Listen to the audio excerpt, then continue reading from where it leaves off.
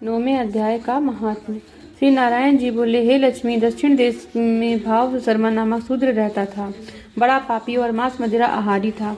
जुआ खेले, चोरी करे, पर स्त्री रमे। एक दिन मदिरा पान से उसकी देह छूटी। वो मर कर प्रेत हुआ।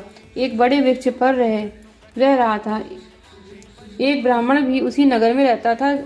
कुछ दिन को वो भिक्षा मांगकर स्त्री को लाकर देता। उसकी स्त्री बड़ी कलहनी थी। समय पाकर उन दोनों ने प्राण त्यागे। वो दोनों मरकर प्रेत हुए और वे भी उसी वृक्ष पर आकर रहे जहाँ प्रेत रहता था। वहाँ रहते रहते कुछ काल व्यतीत हुआ। एक दिन उसकी पिशाचनी ने कहा, पुरुष पिशाच, तुमको कुछ पिछले जन्म की खबर है? तब पिशाच ने कहा, खबर है, मैं पिछले जन्म में ब्राह्मण था।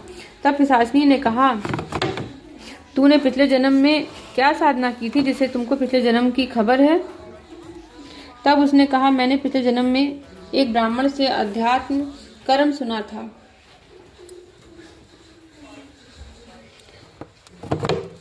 तब फिर पिशाचनी ने कहा, तूने और कौन सी साधना की थी? वो ब्राह्मण कौन था और वो अध्यात्म कर्म कौन सा है जिसके सुनने से तुझे पिछले जन्म की खबर रही? पिशाच ने कहा, मैंने कोई पुण्य नहीं किया, केवल गीता जी का श्लोक श्रवण किया।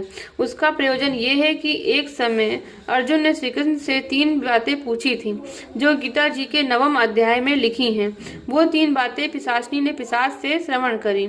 इन बातों के सुनते ही एक और प्रेत वृक्ष से निकला। उसने कहा, अरे पिशाचनी, ये 3 बातें फिर से कहो जो अभी सुना रही थी। पिशाचनी ने कहा, तू कौन है? मैं तुझे नहीं जानती।